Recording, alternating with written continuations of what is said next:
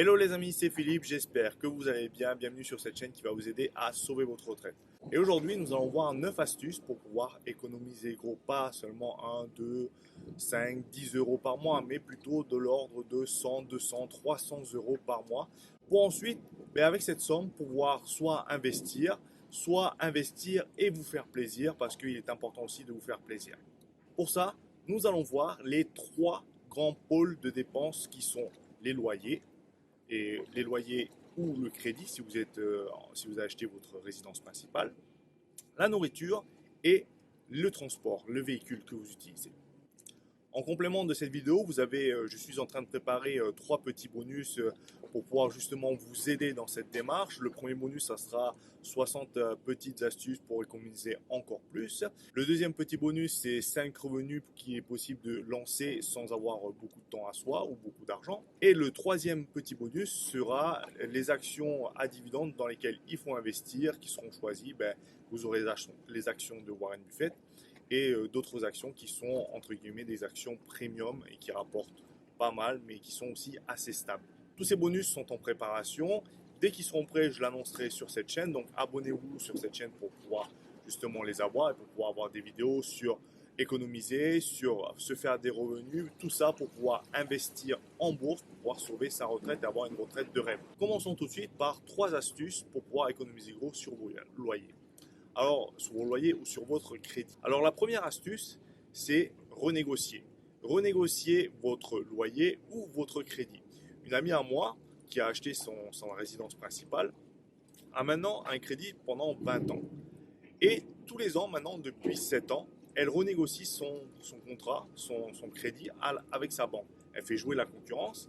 Et grâce à ça, elle a réussi à économiser 3 ans de crédit. C'est-à-dire que maintenant, son crédit n'est plus sur 20 ans, mais sur 17 ans. Vous pouvez faire pareil aussi pour vos loyers. Nous l'avons fait avec ma femme.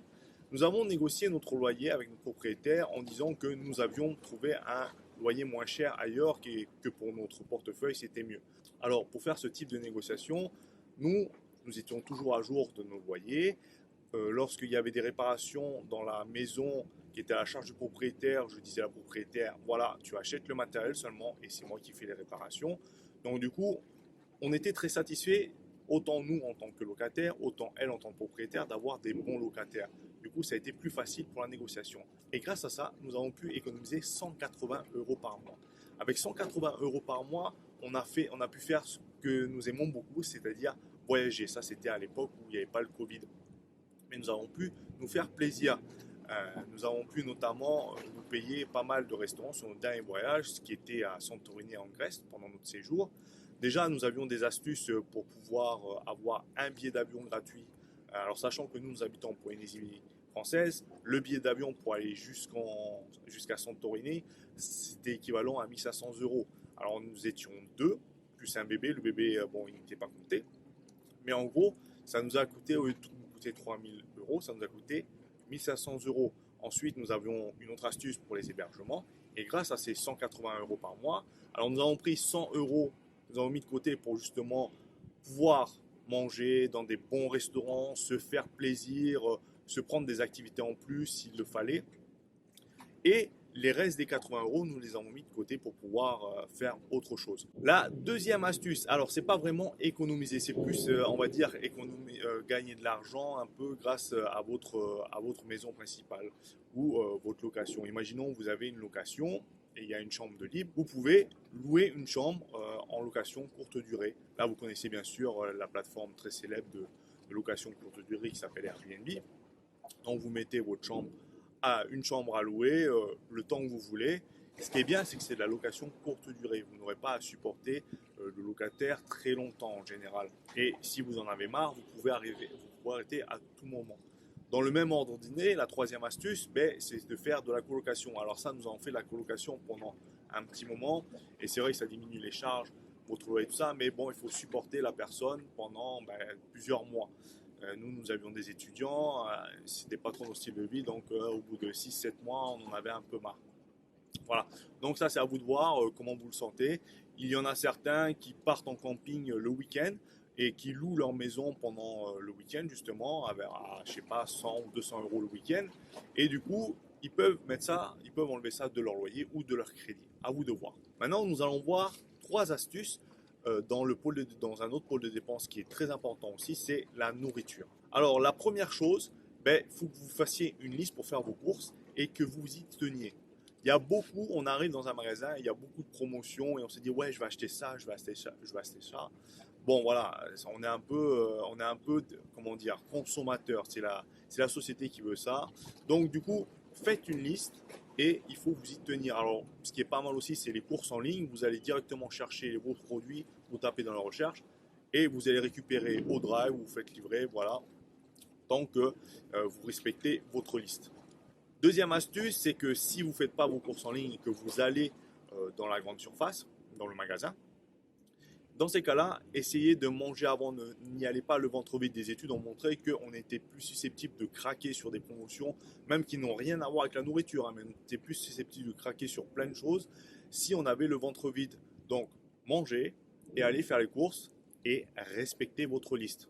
Une fois que vous avez fait ces 2 petites étapes, maintenant, il va falloir chercher le meilleur rapport qualité-prix.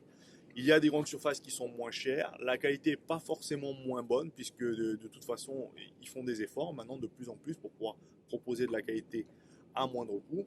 Donc, essayez de trouver le moins cher dans tout. S'il y a des fins de série, des fins de date de péremption, la date de péremption est proche, du coup ils font des promotions.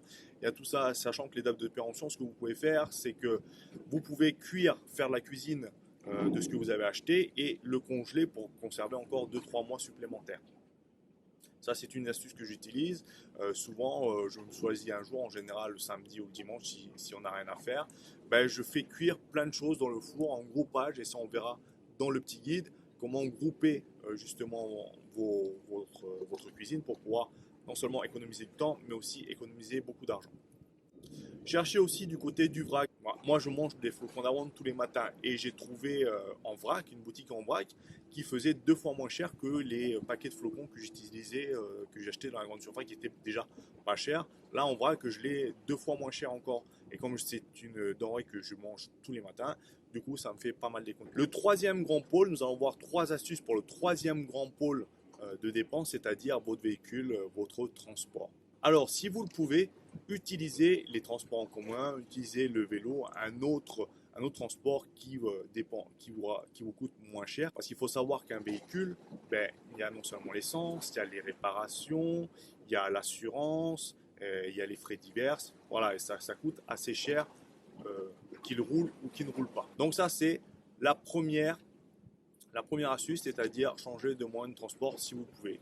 Si vous êtes obligé de garder un véhicule parce que voilà, vous avez une famille, vous avez une famille, vous devez aller faire les courses et tout ça et ça. Si vous n'avez pas le choix, que vous devez avoir un véhicule, une voiture, parce que vous avez une famille, parce que vous devez aller faire les courses, c'est assez loin, pour plein de choses différentes, hein, parce que votre travail est assez loin. Donc, la deuxième astuce, c'est déjà de prendre peut-être un véhicule plus adapté à votre budget. Pas besoin de prendre un gros 4x4 si vous avez besoin d'une petite citadine.